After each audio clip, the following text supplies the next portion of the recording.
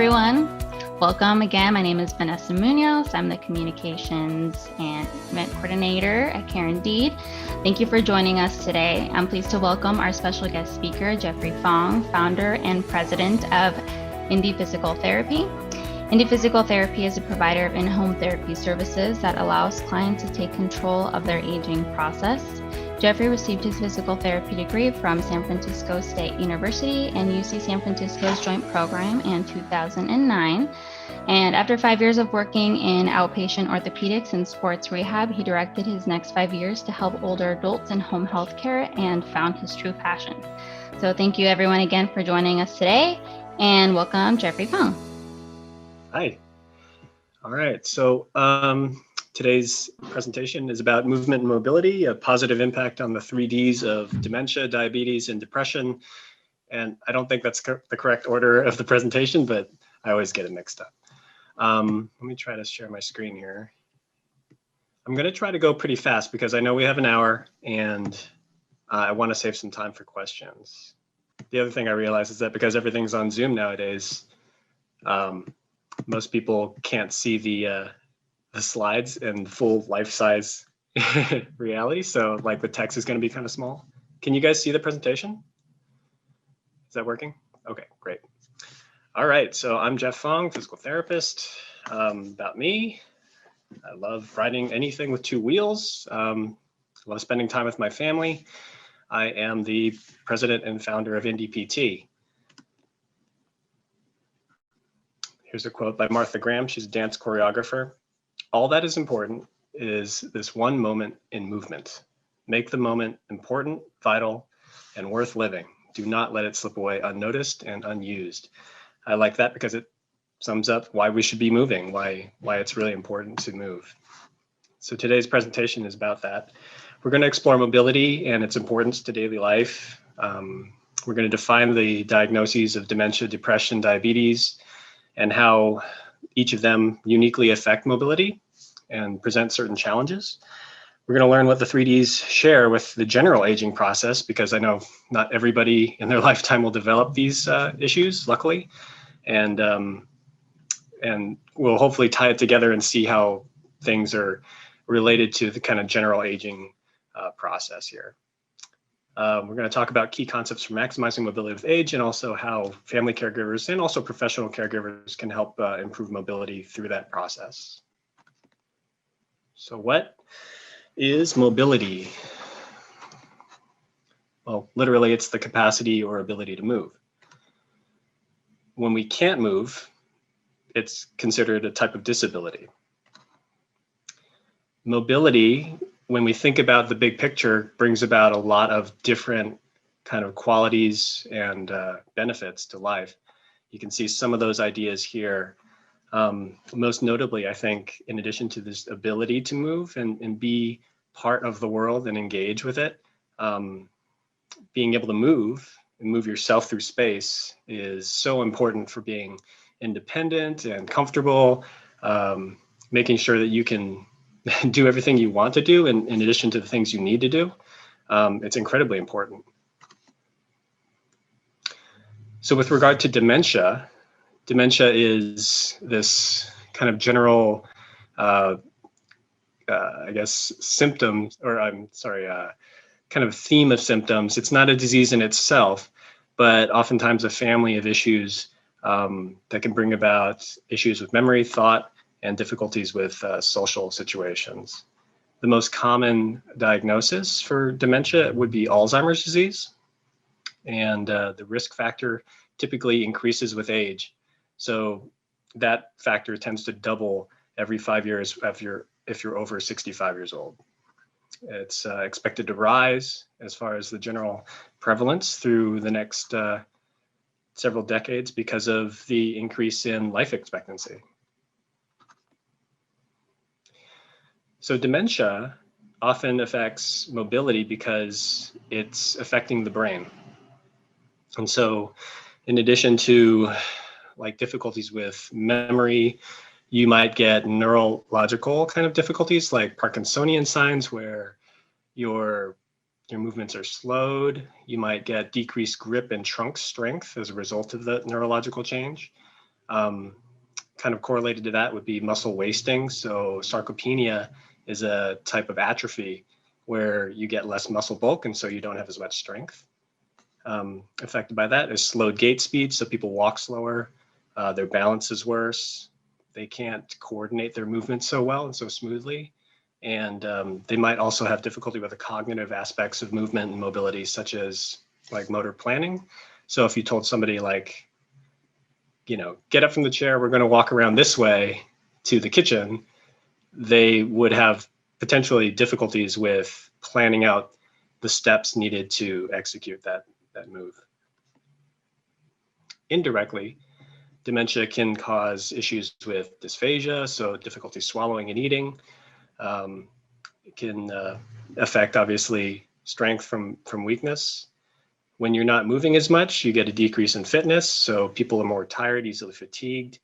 And they might even develop like a fear of movement itself, because certain activities might become so challenging and so difficult that it's scary, right? So if you're afraid of falling, you're not going to want to do it. Or if it's maybe the activity and mobility is involving something that's seemingly new, people with dementia and severe dementia often have a fear of things that are unknown because it's uncertain. So we can see dementia increases your risk for falls, right? Because you're not as strong, your balance is impaired. You might have difficulty following instructions. You might require assistance with daily activities because you can't really do them safely or independently on your own. And it also kind of robs people of the ability to pursue their interests and hobbies, which is an incredible impact on the quality of life. We're going to move on to defining depression. As you know, Robin Williams is unique in the sense that he was diagnosed with a type of dementia and was also depressed and took his own life in 2014. So depression is something that affects millions of people worldwide. There are many different variations of how that impact has on people, but typically it decreases a person's quality of life and ability to participate in social roles. It's the second leading cause of death among young adults, but that being said, it still affects suicide rates for people who are older as well. Directly, depression can decrease your motivation, takes away your enjoyment for usual interests, and it makes people withdraw from activities. So that will affect what they do and how they move around. It can also change people's pain perception, how we perceive discomfort and things like that. It can either heighten symptoms that people feel or even blunt them. So you can see how that can be potentially a problem with movement. It makes people slow, feel tired, can lead to a lack of sleep or oversleeping habits, slowed movements, and decrease in appetite or overeating, which all of that can affect your desire to move around and your ability to move around. Indirectly, depression over time can cause a change in fitness and lead to weakness from prolonged inactivity or malnutrition. It can lead to increased weight gain from overeating. It can exacerbate and prolong chronic pain to make people not want to move because they're hurting so much. Increases fears and anxieties. So in relation to falling or trying new activities, people are more reluctant. And again, they don't want to participate in hobbies or activities. So it makes it difficult to even kind of address depression, because depression in itself takes away the enjoyment that people have for things that they want to do or they would normally want to do. Taking antidepressants can also lead to other medical issues, such as taking SSRIs, so serotonin reuptake inhibitors, are associated with fragility fractures, which fractures in general and bone density are already a major concern for the elderly. Next, we're going to talk about diabetes. This is West Virginia, and it has the highest adult rate of diabetes. 15.7% of adults there are considered diabetic. Worldwide, it affects 422 million people as of 2014. The majority of cases are type 2, which means that people are not able to, they're less sensitive to insulin. Insulin is a hormone that helps your body absorb free sugar and monitor that level.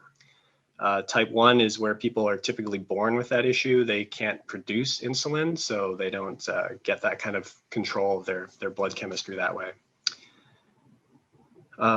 In both situations, diabetes type 1 and type 2 can result in hyperglycemia, so your blood sugar levels are too high, or you can quickly run out and have low blood sugar.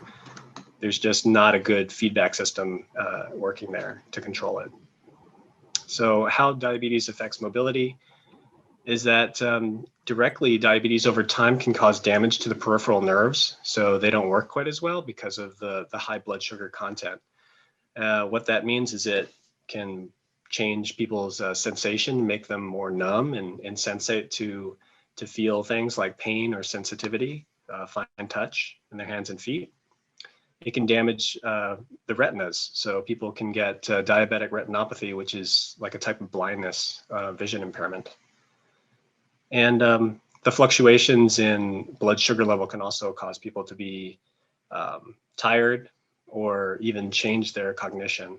When you get too low on blood sugar, your brain, because it relies on glucose for its energy supply, doesn't work so well. So people can get confused or less coherent. Indirectly, diabetes can cause decreased balance from being unable to feel your feet or having worse vision. It increases your risk for falls as a result. You can develop wounds that are also slower to heal. So I'm sure everyone's kind of familiar with like doing skin checks for people with diabetes, and on a daily basis, if you're bathing somebody, you want to make sure that they're not getting like small cuts or wounds on their feet without knowing it, because A, they can either be really slow to heal, but they can also get infected very easily. Indirectly also, weight gain is a problem from taking insulin for a prolonged period of time. So that affects mobility. So how are all of these three issues related? Because they, on their own, they seem very different, right? So dementia is a cognitive issue. Depression is also a cognitive psychological issue. Diabetes is more of a metabolic issue. What do they have in common? Well, the answer is frailty. Frailty is a major concern among the elderly, something that I feel is not very much in the forefront as far as medical care. It's a huge problem, but I think by and large, most people and medical practitioners kind of lump it into just, like the end result of aging. But what it's defined as typically is a multifactorial syndrome that represents a reduction in physiological reserve and the ability to resist environmental stress. So in one study of people, a longitudinal study, so they tracked these people for many decades in Canada, frailty was more prevalent with age. By the time people were greater than 95 years old, practically everyone in the cohort was considered frail. The more medical conditions that people accumulated over time, the more impairments and disabilities that they sustained, led to a higher frailty index score. And the frailty index score was rated as being correlated with a higher mortality rate. So if you had diabetes, dementia, and you were obese, and maybe you had peripheral neuropathy, all those things came together to increase the risk of frailty and lead to increased risk for death. Other studies have kind of looked at the impact of frailty directly on mobility. So here's one example from a study. You can see these kind of cycles and circles in red and yellow. when people tried to define frailty, if someone had, say, one or two of these issues going on, they were at high risk for being frail. If they had three or more, they were considered frail. And you can see how this goes. So if we look at the red circle,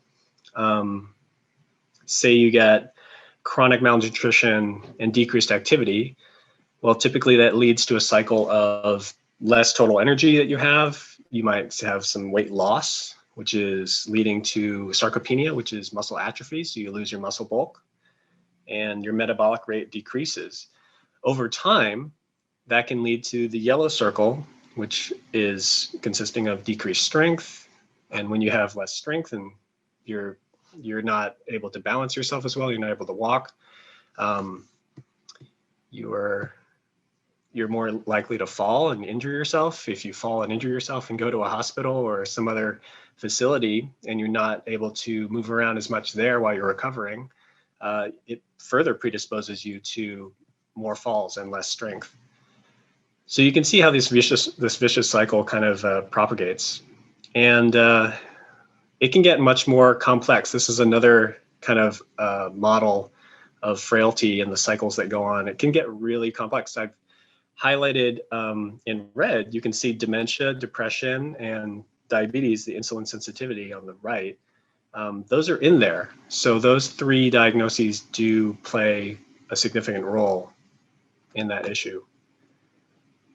So if we go back to the initial model here, I just wanted to talk about, while frailty is a really complex issue and it can involve basically a person's entire medical situation,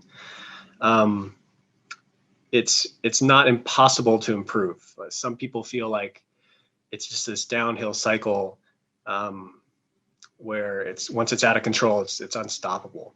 But truth is, we can take control of things and make a difference.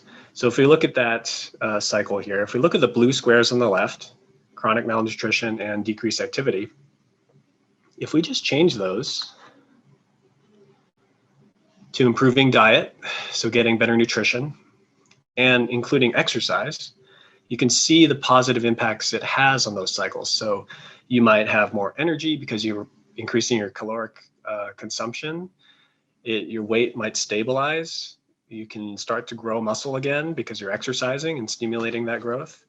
Your metabolic rate increases, which increases your strength. In the pink, you get better balance. You're less likely to fall, less likely to wind up in a facility for care, and you're just avoiding all the hassle and problems that come with that. So it's really remarkable what something simple like just changing your diet and exercising, being active, can do for your lifestyle and for your health. This is a quote by Kim Mush. He's was a swim instructor coach in UC Santa Cruz, where I went to school. He said, "Whereas most machines wear out with use, our bodies repair themselves, become stronger and more efficient the more we use them," which is pretty remarkable. So mobility helps dementia in the sense that aerobic exercise reduces the risk for developing the disease in the first place. So people who are aerobically fit before they were diagnosed with dementia are less likely to develop that by the end of their life. It slows the disease rate of progression and can boost cognitive test scores. So even if you were diagnosed with dementia, getting aerobic exercise on a regular basis helps improve things. You obviously have the results of physical function improvement and better independence. It reduces your risk for falls. For depression, exercise releases endorphins. Endorphins are those feel-good molecules that people talk about, like the runner's high and whatnot.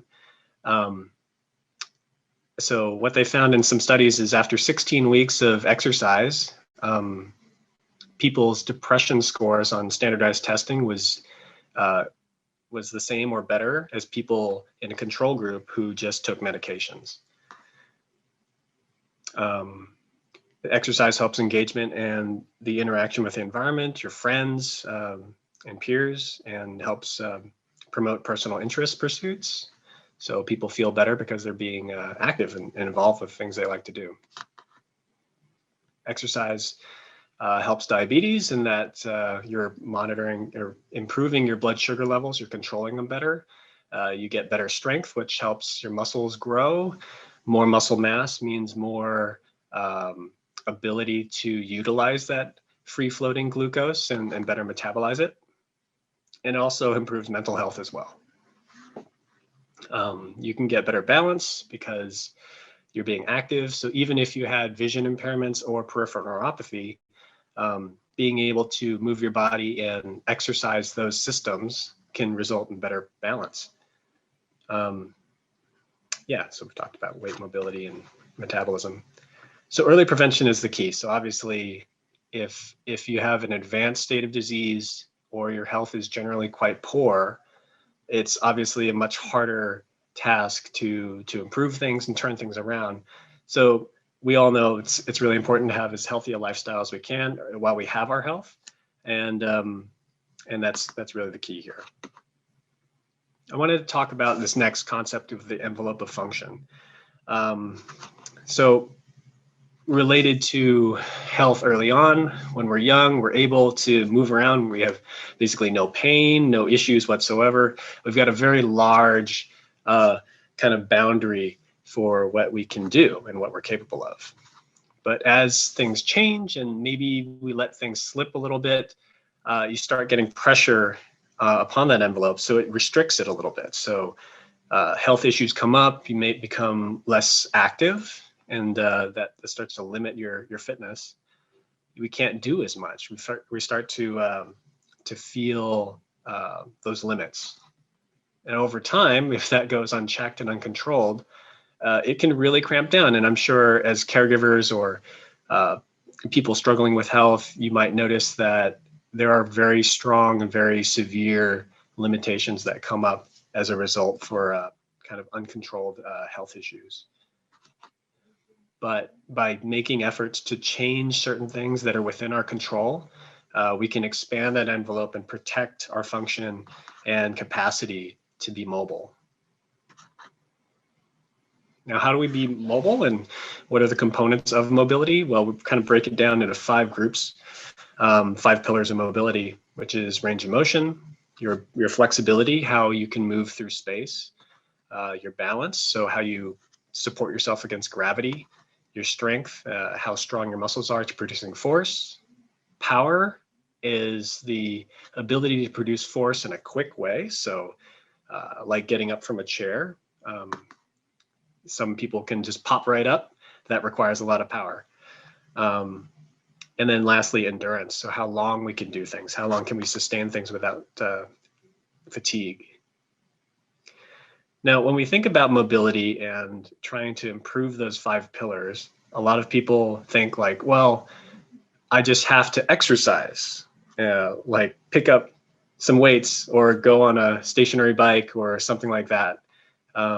But the truth is, as humans, we weren't really made or evolved to exercise and do those things. So it's very much unnatural unless you just really like to do it. That's all well and good.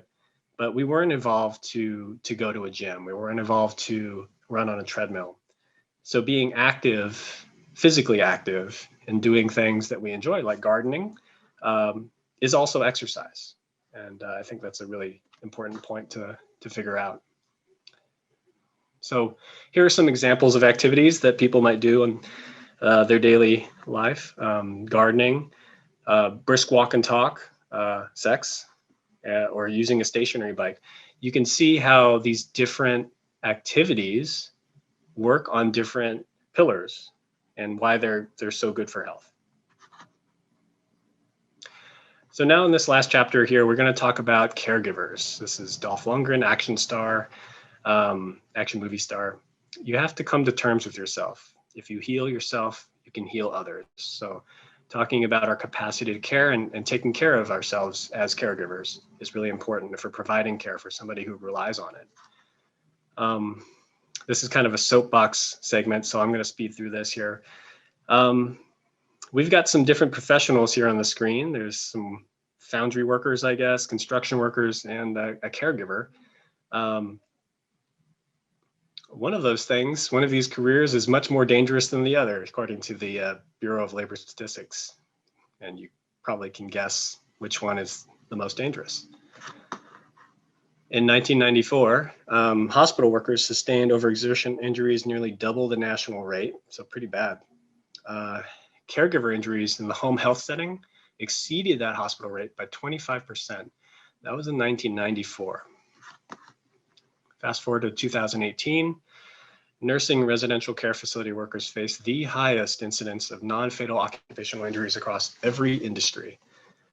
Now, when I read that, it sounds kind of insane to think that somebody who's like cooking meals and helping someone transfer from the bed to a wheelchair or around the house would face more physical harm and risk than somebody who's like pouring molten metal on a daily basis and climbing up on, you know, skyscrapers and whatnot. But it's true. And the reason why is that manual handling and lifting is a major part of caregivers' jobs. So this extends to informal caregivers. Informal caregivers aren't really heavily studied because, well, you know, they're not part of an organization. They're harder to reach, harder to observe. But some studies have suggested that 1/3 of informal caregivers experience a high burden of care, where they themselves are over 65 years old. They provide over 47 hours a week of care. And that involves assisting with ADLs and heavy lifting situations. But the good news is that technology is so great right now that it can really reduce the amount of burden of care and the risk for both care recipient and care provider. On the left here, you got a lift device where the man is sitting in it with a remote control. That's a really cool device that allows you to basically like hoist somebody up from a low position, and it's called I guess a safer hands or something like that lift. And you can push a button, and somebody who's capable and able to, like, you can program the machine to literally like take you to like a toilet or something like that. It has a motorized track, so you can actually transport yourself through the house. In the middle, you've got a caregiver picking someone up with kind of the more traditional floor-based lift, kind of like a Hoyer lift. And on the right, you've got a shower buddy shower chair that extends somebody over a tub. Usually, I mean, you look at that setup, that would be a really hard scenario to get someone in and out of from like a wheelchair perspective without some sort of lift. So it's really neat what technology can do. Here's another example of kind of standers where you can partially pick someone up from a chair and transfer them to another chair. This is a fall recovery device called the Razor chair. If someone were to fall, a caregiver can assemble this motorized chair underneath them, push a button, and the person comes right back up. In the hospital setting, or other ideas for fall recovery would be a hover jack kind of situation where these inflatable rafts basically are sequentially inflated and lift someone from the floor up. You can use a hover mat. So you can, on the left is like an inflatable balloon to help people roll and do things like hygiene and clothing changes. On the right, you get a slide sheet. So these are low friction plastic sheets that you can use to transfer someone around a bed and move them and reposition them with less strain to the caregiver. And that's in deep contrast to kind of more common scenarios now. You can see someone picking someone up from the ground with a gait belt, I guess. And then transferring someone from bed, which, you know, looks better than the picture on the left, but still you can see that the lady in black is definitely lifting this fellow upwards. So that's quite high risk. So helping people be more mobile by using the right tools can help caregivers. And what that does for the care recipient is it allows them to be able to enjoy the day longer, right? So if you're more efficient with providing care tasks, you can, the person who's providing care and receiving care has more energy and time to do what they want to do during the day instead of just the things they need to do. All right, so strategies for the caregiver. Realize that caregiving is extremely challenging and potentially hazardous.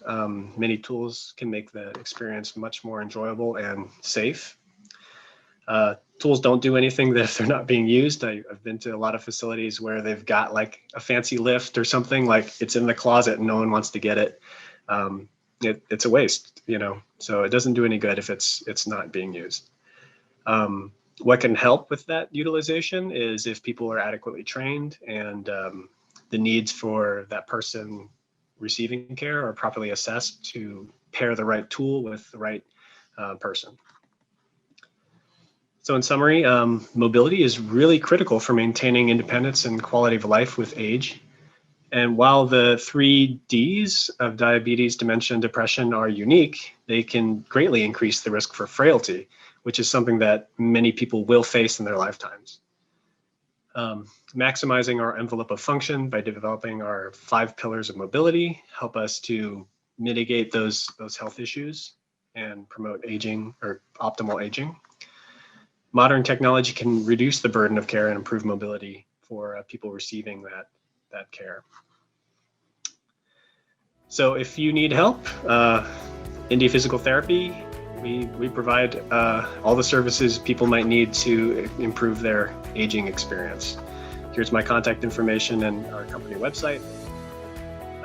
Even if you don't end up using Indie PT, there are so many resources out there that can help you through this aging process, and many of it is at low cost or no cost if you have insurance. So there's really not any significant reason not to get help if you really need help or you feel like things are beyond your control.